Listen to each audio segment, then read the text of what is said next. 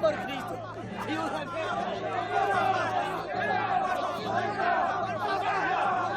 ¡Ya, padre! ¡O lo vas a llevar al infierno! ¡Por Cristo! ¡Por Cristo! ¡Déjame la vida! Vamos, hijo, el tiempo apremia. Y marcharé en una embarcación. Os lo ruego, padre. Por favor. Que no os he hecho mal. Dios no puede ayudar. ¡Abajo el gobierno!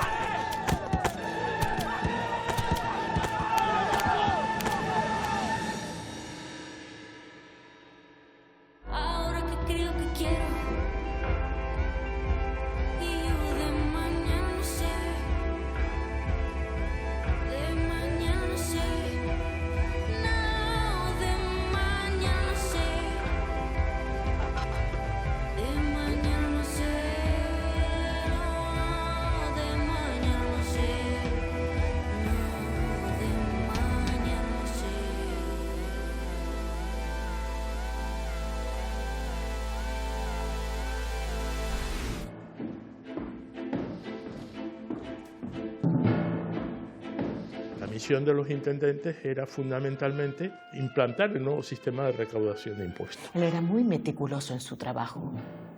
Para que el sistema funcione, debe haber hombres como él.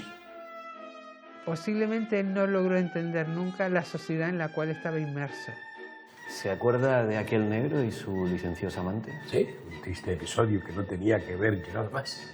La chispa no estalla si no hay una especie de injusticia, una extralimitación de la autoridad. Hay que aplicar la ley, sí, pero la ley como Dios manda.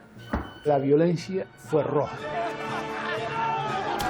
Pero hasta qué punto no sabían nada, hasta qué punto después se hace ese proceso rápido.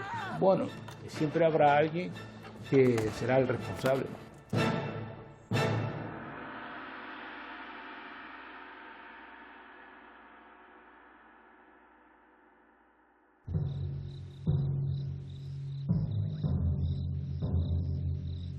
El asesinato de Ceballos mostró claramente que la revuelta se había ido de las manos. El intendente muere no de una puñalada o un disparo, sino por los golpes que le propinan los amotinados a medida que se van encendiendo los odios populares. Una turba de más de 100 personas terminó asesinándolo y eso se convirtió evidentemente en un escándalo público porque Ceballos era nada más ni menos que un representante del rey que se le había dado plenos poderes para un objetivo y ese objetivo había sido desafiado con su asesinato.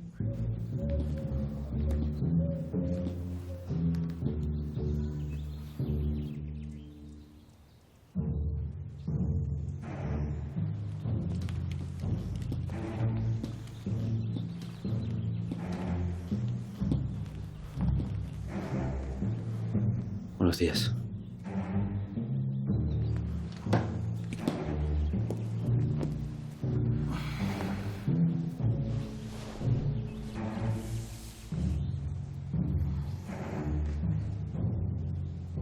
Demasiada sangre, señor. Eso parece.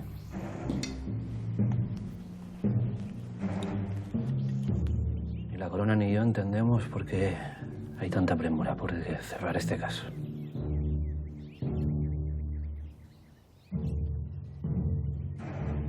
¿A qué razones crees que se debe?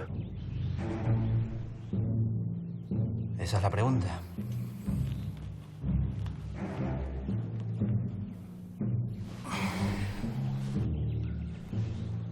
Pero dudo que encontremos ni una sola respuesta.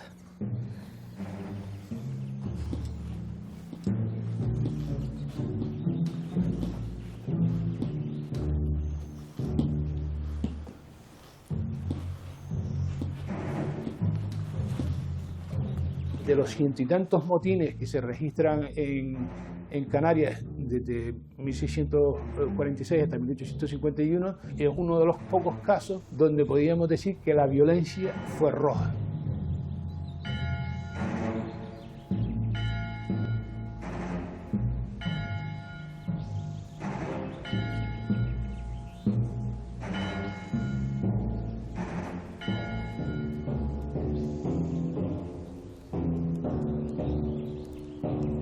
¿Qué pasó ahí? ¿Cuál fue la causa de ese odio, de esa decisión de algunas personas de llegar al homicidio?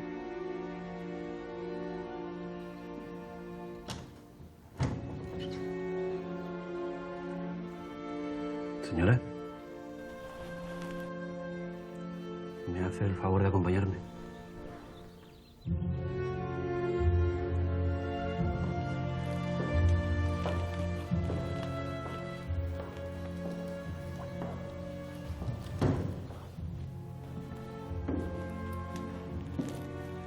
Por favor.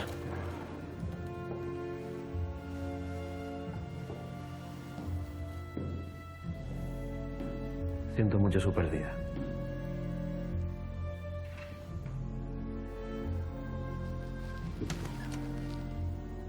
¿Desea un pañuelo? ¿Acaso ha visto lágrimas en mis ojos?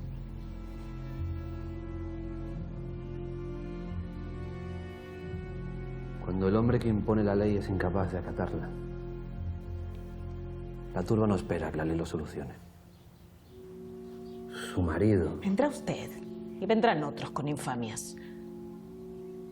Su marido, señora, fue asesinado.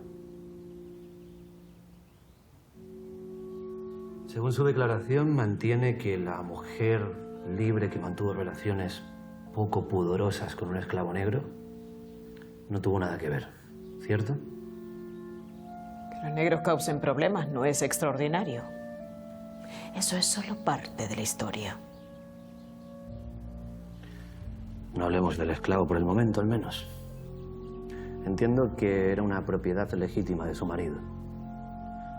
Me gustaría aclarar un par de puntos. ¿De dónde ha salido usted?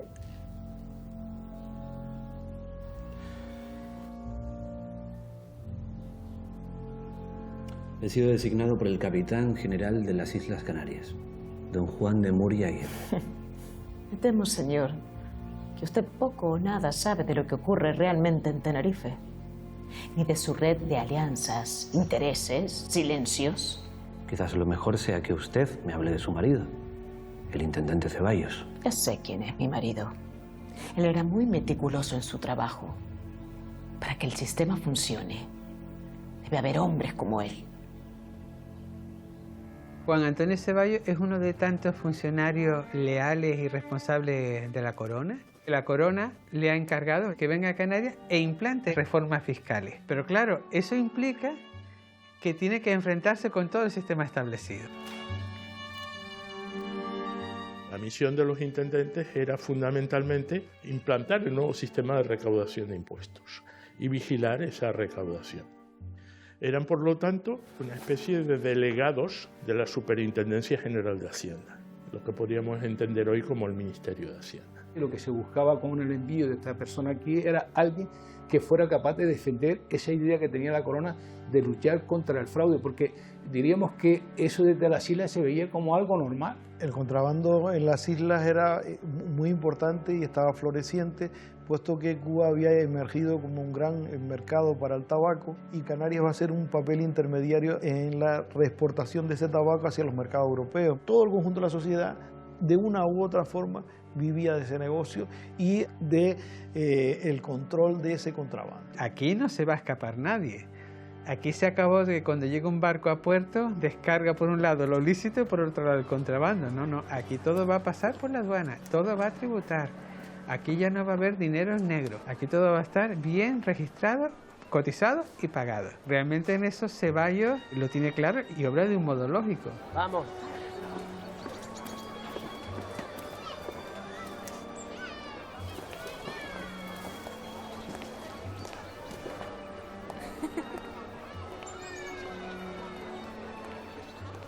Los inmigrantes a India, los cargadores de navío, los capitanes de navío, Los terratenientes traían tabaco de contrabando desde América, donde lo compraban muy barato y lo vendían aquí. Una de las mayores fuentes de ingresos para pobres y ricos era este contrabando.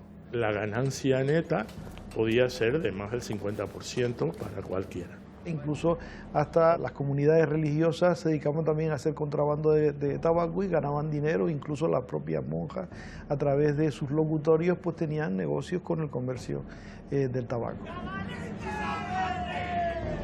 No voy a repetir los insultos y palabrotas de la época, las cuales las puedes imaginar, aunque ahí no sonarían como rancias, pero de todo menos guapo. Le dejaron bien a Clara que no era bien recibido.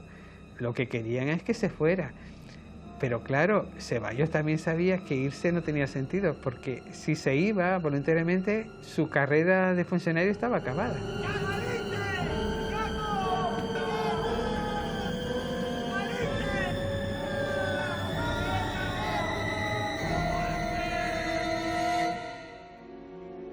Tal vez sea una locura, pero supongamos, y solo supongamos, que hay algo más allá. Que la muerte de su marido llevaba tiempo fraguándose. ¿Qué indicios tiene usted de que eso fuera así? Los agitadores venían de toda la isla. Piénselo. ¿Quién tendría el poder de convocarlos en tan poco tiempo?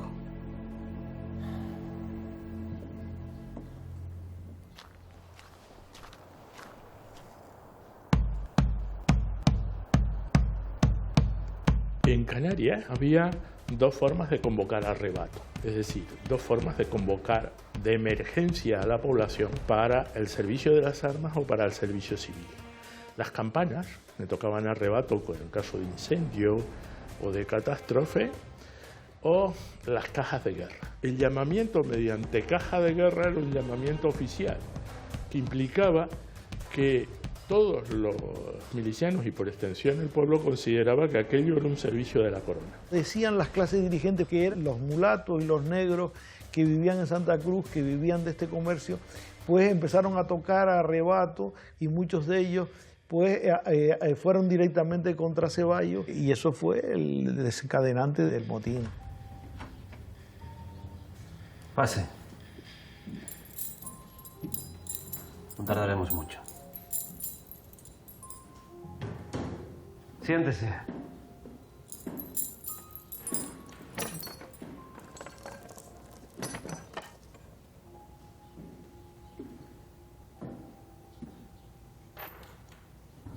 ¿Nombre? Cristóbal. ¿Cristóbal qué más? Morales. ¿Nació aquí? Sí. ¿Dónde estaba usted el día de la muerte del intendente Ceballos? En mi casa. ¿En su casa? ¿Haciendo qué? Nada. Nada. Nada. ¿No estaría usted, por casualidad, tocando los tambores? No lo sé. ¿No lo sabe? No. ¿No los tocaba usted? ¿Tocaba usted o no los tambores? ¿Tocaba usted o no los tambores? Era un tambor. Ah, era un tambor. Pronto se le ha aclarado la mente. Por fin, alguien que me dé formación. ¿Quién se lo ordenó? Otros. Otros. En plural. ¿Quiénes?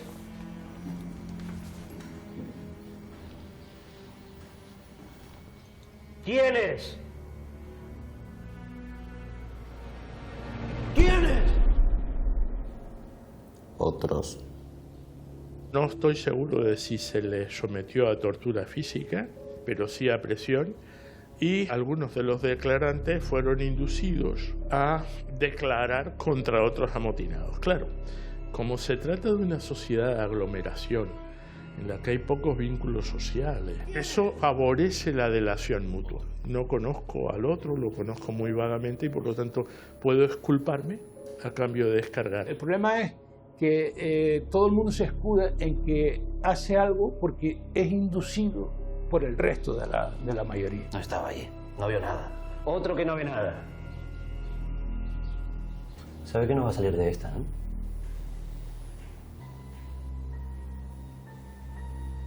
¿Quiénes fueron? Otros.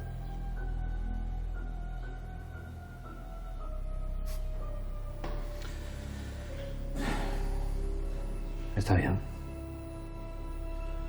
Hemos terminado. Lléveselo. Fuera. ¡Fuera!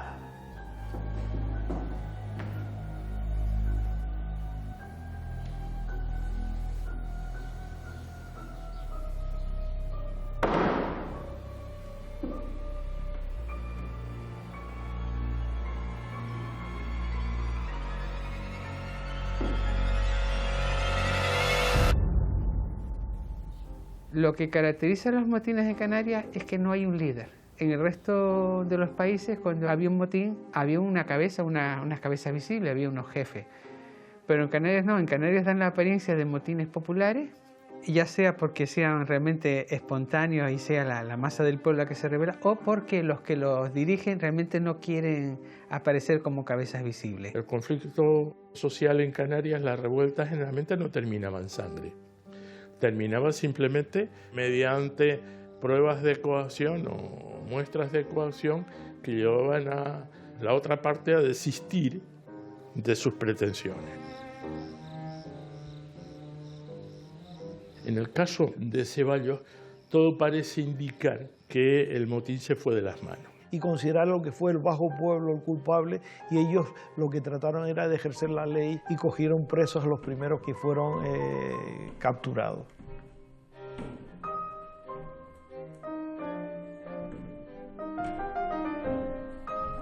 El ejercicio de la justicia ordinaria, lo que ahora corresponde a los jueces, en el antiguo régimen, es decir, antes de la Constitución de 1812, correspondía a los corregidores. Los alcaldes eran delegados del corregidor, generalmente vendidos al mejor postor, y tenían unas atribuciones muy elementales. Cumplían las órdenes del corregidor y podían sentenciar hasta juicios de falta con una pena de hasta 18 ducados, muy poco.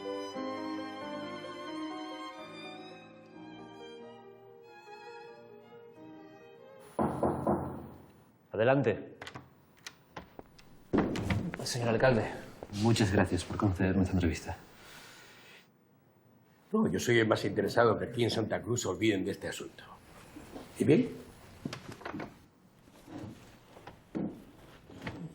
¿Se acuerda de aquel negro y su licenciosa amante? Sí, un triste episodio que no tenía que ver llegado más, pero que nos estalló en la cara. Aquel esclavo resultó tener dueño y resultó ser el menos permisivo de todos. Juan Antonio Ceballos tenía un esclavo que una mujer libre de Weimar se había enamorado de él. Eso consideró para él una ofensa porque él consideraba que su esclavo era su propiedad. Vamos.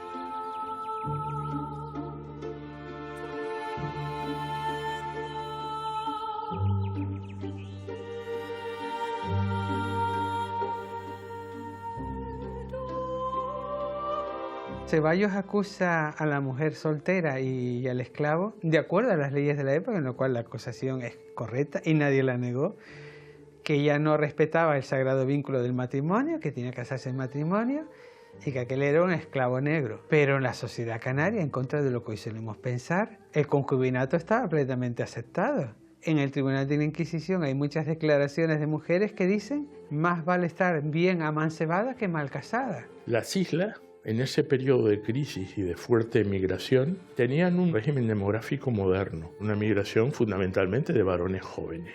Esto significaba que la tasa de masculinidad, el porcentaje de varones sobre las mujeres, era inferior al 80 o 70%. Y en una sociedad como esa la ilegitimidad era considerada, y por lo tanto las relaciones extramatrimoniales, como algo común. La lasitud en moral sexual estaba plenamente aceptada. Otra cosa que las élites intentaran aparentar vivir de acuerdo a los mandamientos de la Santa Madre Iglesia, pero esa era otra historia.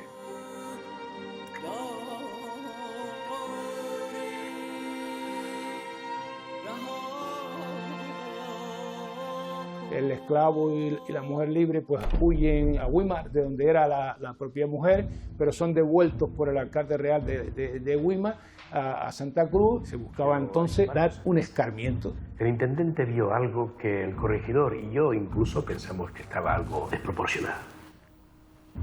¿Y qué pasó después?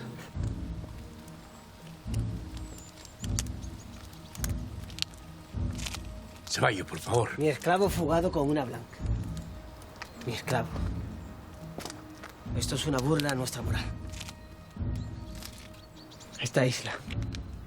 Este trozo de tierra perdido de la mano de Dios. Señor intendente, ¿no sería bueno sacar a la luz pública cualquier tipo de castigo? Un castigo evitará que esto vuelva a suceder. Por muy justo. Y así será. Pero es que usted no tiene jurisdicción en esto. Y si apelara al corregidor... El corregidor se ha lavado las manos. Es un cobarde, al igual que usted. Si aquí no se hace justicia, no os preocupéis. Llevadlos a mi casa. Y ya lo haré yo.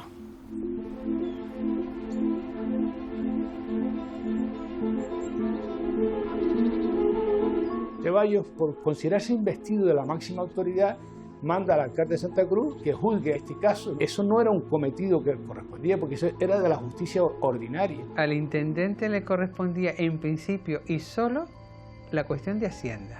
Eso sobre el papel. Luego, al tener un cariz político, el cargo, se veía abocado en ciertas circunstancias a inmiscuirse en otras jurisdicciones civiles, penales, con lo cual entraba en conflicto con las otras instituciones canarias. Él solo tenía poderes para controlar el contrabando, pero no para intervenir en la justicia.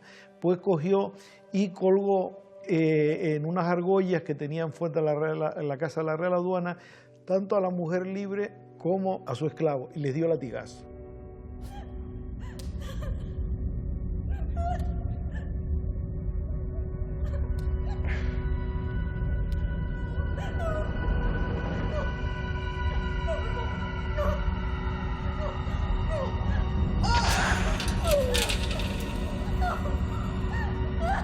El intendente, en un acto que podemos considerar de imprudencia política, se metió en el fuero civil, se unió un error político allá al problema de que tocó el bolsillo de casi todo el mundo.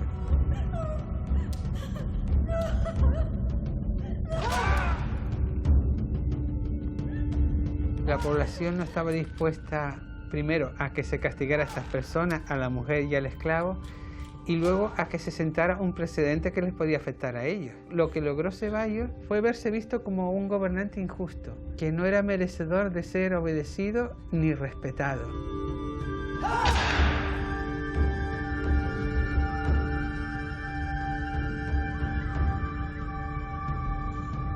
Al pueblo no le gustó aquello. A la gente del muelle es así. Y claro, arrancaron los grilletes. Pero no se detuvieron ahí. Cuando una mecha se prende así, es muy difícil de apagarse. Eso no lo entendió Ceballos. Hay que aplicar la ley, sí, pero la ley como Dios manda. ¿Y si no es así, qué hacemos? ¿Prendemos fuego a toda la ciudad? Eso no es justicia. Es más fácil. El pueblo solo entiende que el castigo no es justo y que el intendente no tiene potestad para poner los grilletes. Así de simple y llano piensa el pueblo, querido. ¿Algo más? No, no le quito más tiempo. Gracias. A usted.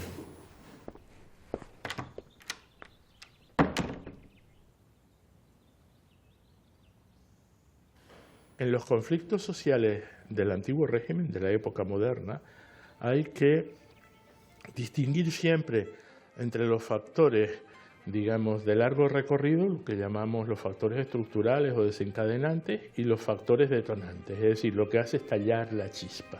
La chispa no estalla si no hay una contravención, una especie de injusticia que es vista por la moral popular como una extralimitación de la autoridad eclesiástica o civil con respecto a sus competencias, a lo que podríamos llamar la justicia natural, la justicia divina.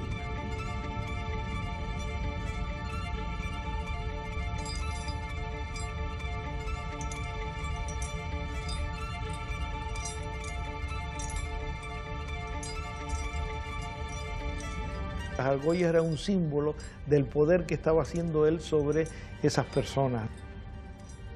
Aprovecharon cosa que rompía las normas constitucionales, las costumbres que estaban arraigadas en las islas, como el detonante que provocó la explosión de gente de las clases bajas que tenían en el contrabando del tabaco su motor. La argolla que desaparece era la que iba destinada a la mujer libre, porque él no tenía ninguna jurisdicción no era dueño de esa mujer. Una vez que la turba se pone en movimiento y ya no hay quien lo pare, y entonces ya asaltan la casa de Ceballos. Señor, pues la gente sabe que la mujer es libre. Me da igual. Suéltala, porque no sé lo que pueden hacer. Que no te he dicho. Razón a Ceballos. ¡Que no! Por el amor de Dios.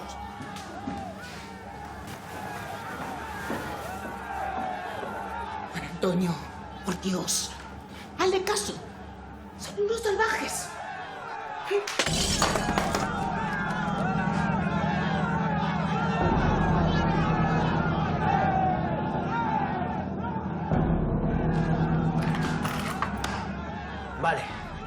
Vale.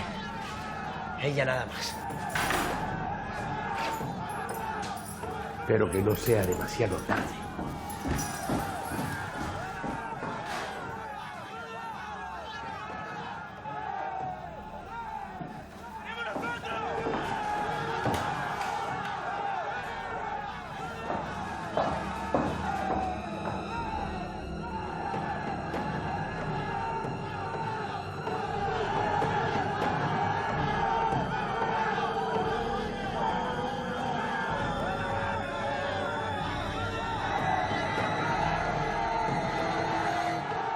Finalmente el alcalde de Santa Cruz logra que Ceballos acceda a liberar a la mujer y al esclavo, y el alcalde sale, con lo cual parece que se ha logrado la petición popular. Calma. Gente buena de Santa Cruz. Ella está aquí. Es una mujer libre. Está a salvo.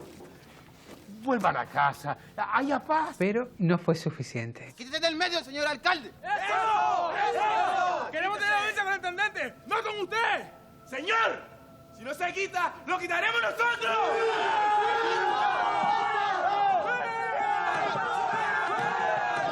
Los amotinados no solo apedrean la casa, sino que entran a buscar al intendente y lo agreden con piedras y palos. Por razones que ignoramos, ya no fue posible detener el desenlace. Ya ni el alcalde ni las pocas personas que levantaron la voz lograron contener a esa turba que no sabemos si en ese momento actúa ya por una pasión incontrolable o por cálculos interesados que desconocemos, de alguien desconocido. ¿Conoció usted a Ceballos? Sí. Aún no sé si por suerte o por desgracia. ¿Por qué lo dice? Por nada, sargento. ¿Y qué pasó ese día? Tan solo escuché campanas llamando a fuego. ¿Y quién las tocaba? Solo Dios lo sabe. Solo Dios. No blasfeme, sargento. Alguien de la turba, supongo.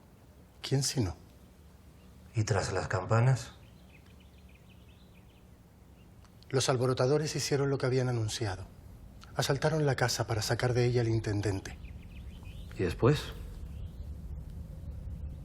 Se lo puede imaginar. ¿Y usted no oyó nada? No.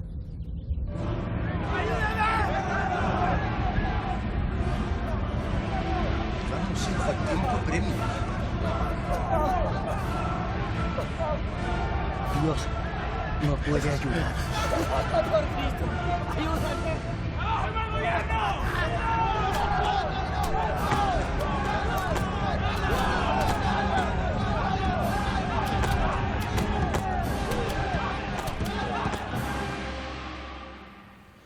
Gracias, padre. Por nada. A usted, hijo. Por todo.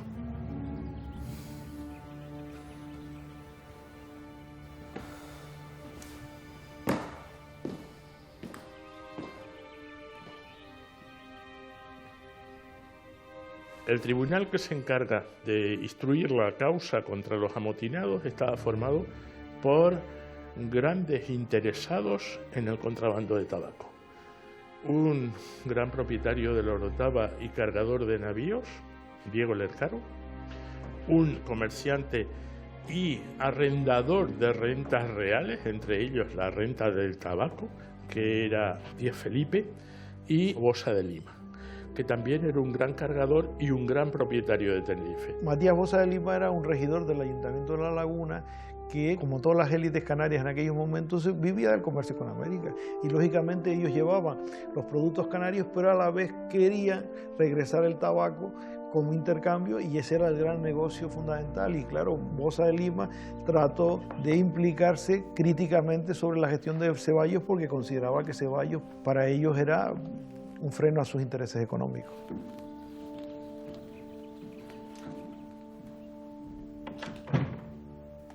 Buenos días, señor. Siéntese, por favor. Cuando el capitán general a instancias mías le designó como investigador de esta muerte, ¿qué le pidió? Contundencia, celeridad. Exacto. Pero sobre todo justicia. La mano firme y rápida es la justa, porque evita nuevos desmanes. La investigación sigue su curso y hay detenidos. ¿A qué viene todo esto? Hay testigos que señalan a Melián, un carnicero, como autor material del crimen. ¿Acaso está en el calabozo? No aparece, señor. Pues haga que aparezca. Y recuerde, no queremos detenidos, queremos condenados. Juan Melián fue considerado como el autor material porque había declaraciones formales que lo inculpaban como el autor de los palos que habían provocado la hemorragia y la muerte. Pero tengo la impresión de que Melián además reunía una condición social que lo convertía en el candidato idóneo para ser inculpado como el principal actor del drama. Y es que era carnicero. El carnicero es, en la sociedad castellana de la época moderna, una profesión vil. Esa condición de persona vil lo convertía en un candidato idóneo para ser el gran protagonista del drama. Y él fue uno de los que se acusa, pero él huyó. Lo que pasa es que la justicia quería hacerse rápidamente por el capitán general para demostrar a la corona que ellos no eran los culpables y que ellos habían actuado rápidamente frente a un acto que fue protagonizado, como decían ellos, por el vil pueblo. Señor regidor, ¿qué hacía usted fuera de la ciudad ese día? Mantenerme alejado de los problemas, sargento. Quizá usted debería hacer lo mismo.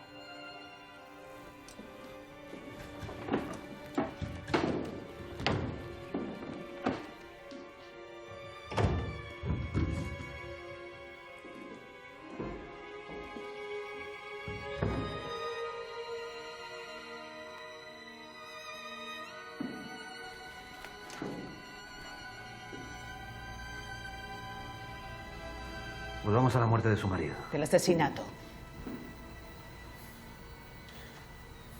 ¿Por qué el capitán de las islas no le ayudó? Capitán general, llegó cuando mi marido agonizaba como un perro tirado junto a la cruz. Entonces fue cuando se lo llevaron al castillo. Y allí murió. ¿Por qué cree que el capitán general no llegó a tiempo? Nadie llegó a tiempo. Es curioso. Todos los que podrían haber evitado esa barbarie estaban casualmente lejos.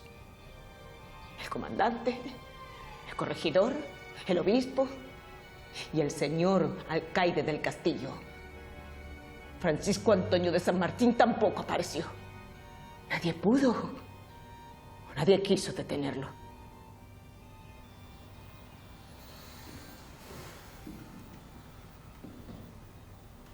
No está claro cuál fue la causa última y por qué, cuando se llegó a ese extremo, nadie tomó la decisión de ir a llamar a la tropa que estaba en Santa Cruz y que interviniera y parara la situación, porque si llegan los soldados que estaban cerca, se hubiera acabado la cuestión.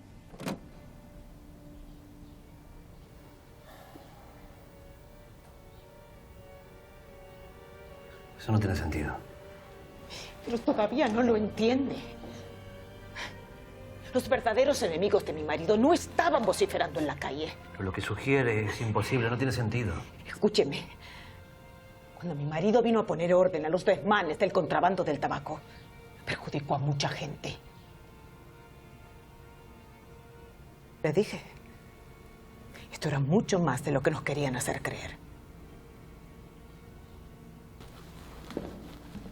La esposa del intendente fue la más explícita a la hora de indicar que detrás de los autores materiales había otros inductores. Su declaración, que tuvo que ser aceptada porque era testigo presencial de los hechos, fue la única que, digamos, se salió del guión común de excluir a las élites y al propio comandante general. Lo que intentaban es que la corona en ningún momento tuviese conciencia de la deslealtad de las autoridades de la isla. Hay que aplicar la ley, sí, pero la ley como Dios manda.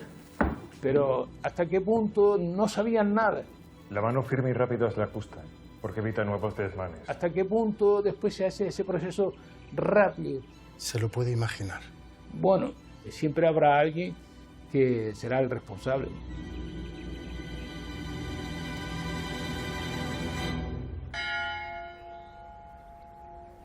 Claro que sí, hijos. Es un placer tenerle siempre por misa. Muchas gracias, padre. Si me disculpan, nos vemos mañana. Dichosos los ojos. ¿Algún pecado que confesar, sargento? Aún no, padre. Pero deme tiempo. Dígame. Padre, ¿sabría decirme si Ceballos tenía algún enemigo alrededor? ¿Enemigo? Dios no lo quiera. Quizás eso sea decir demasiado. Se lo preguntaré de otro modo. ¿Quiénes se beneficiaban de las ventas del tabaco antes de la llegada del intendente? No es una pregunta fácil. Obviamente estibadores, nobles y burgueses que comercian con Indias. Las clases dirigentes que se enriquecían, tanto los comerciantes arraigados en Santa Cruz como los hacendados que controlaban el comercio desde la laguna, consideraban que era un obstáculo a su política. Ellos no lo podían decir abiertamente porque al fin y al cabo Ceballos era un encargado directo de la corona y allí él fue percibido por toda esta gente como un factor muy negativo para sus intereses.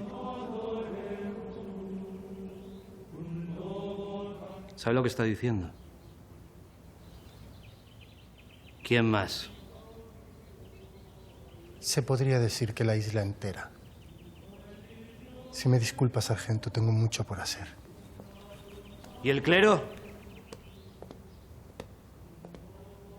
Como le dije, sargento, la isla entera.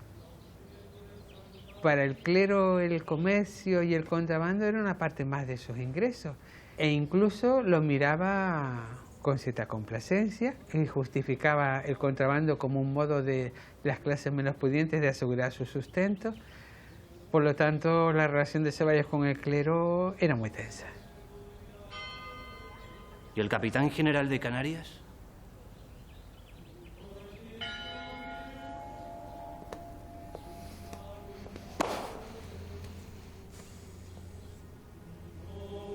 El hecho de que Ceballos, cuando llega, lo primero que intentan las élites es contemporizar. Hay unos primeros acercamientos intentando que Ceballos haga un poco la vista gorda. Es decir, las leyes hay que cumplirlas, pero hay modos de cumplirlas y no cumplirlas.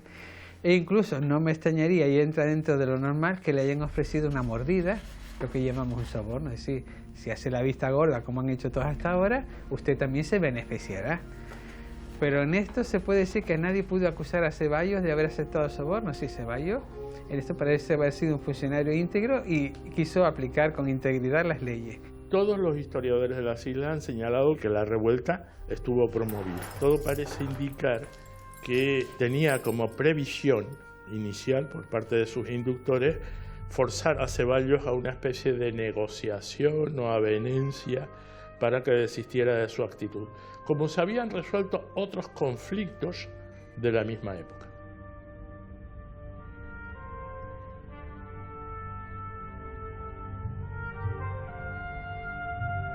Moore, el capitán general, consideró que este hombre se había extralimitado y ese choque pues llegó a una enemistad visible entre el capitán general y el intendente, porque los dos querían tener un poder político y militar, y que evidentemente uno le quitaba poder a otro y el otro quería asumir incluso al que no tenía. Entonces las tensiones fueron las que derivaron a una pugna entre los dos.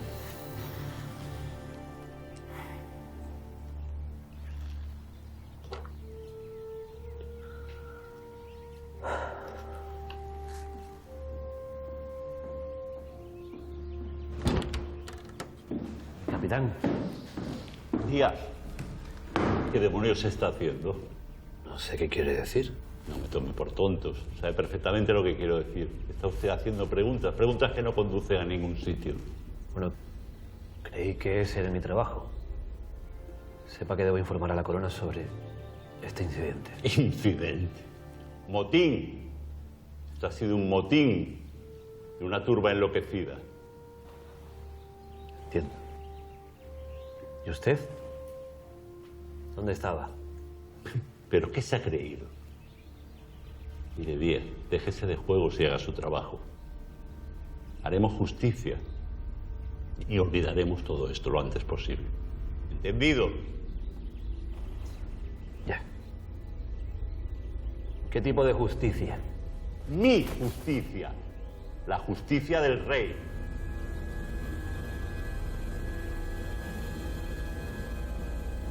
La corona de saber que no hay nada que temer ya aquí. Pero señor, mi deber. Su deber, lo que yo le diga que es su deber. Los responsables serán ajusticiados y después colgados ante el populacho. Y sus cabezas adornarán los caminos como advertencia. Y que nadie ose levantar sin especial mandato mío. Serenidad y contundencia, Díaz.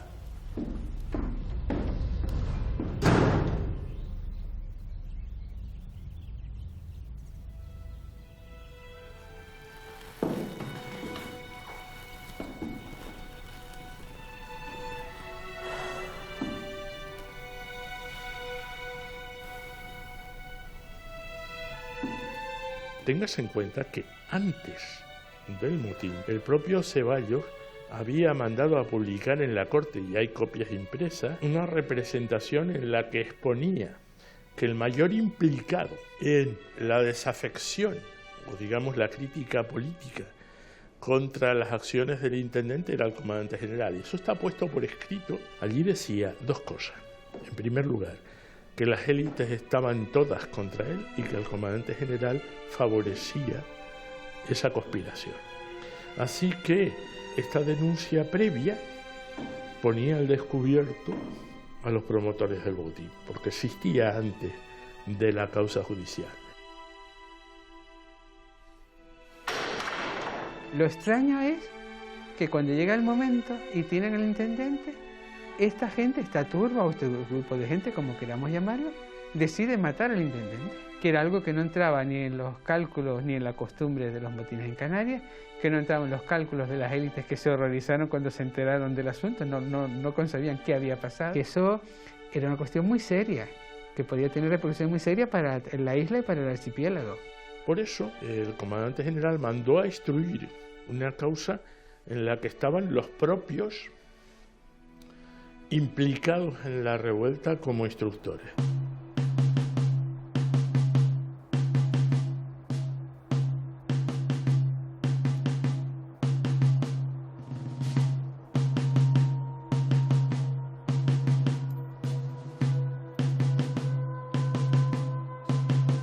Eran sujetos jóvenes, entre 20 y 40 años, palanquineros, por lo tanto, mendigos, algún liberto y hombres de la más baja consideración social. Esto servía para atribuir al delito una motivación basada en las bajas pasiones de un pueblo inculto y brutal. La muerte era en aquella época y sigue vigente hasta la Constitución actual, el garrote vil, que era ahogarte completamente. Trajeron un verdugo de Las Palmas para rápidamente, sin apenas juicio, fue una auténtica pantomima judicial, porque el objetivo fundamental era dejar claro que ellos reprimieron rápidamente a unos desarmados y los mataron. Fueron ejecutados los primeros 4 por garrote vil, pero las ejecuciones duraron toda la mañana, llegaron hasta las primeras horas de la tarde. Entre la impericia del verdugo y que el garrote vil implica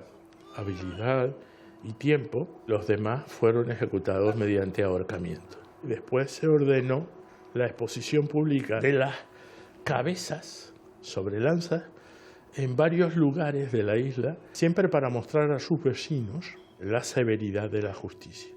Ahora bien, esa exposición pública no se llevó a cabo, de las cabezas, por intercesión del clero.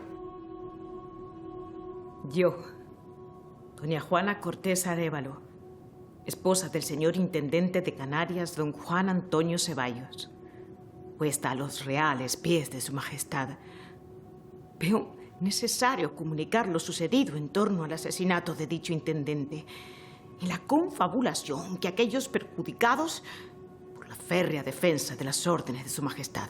Algunos de los incitadores a la revuelta huyó.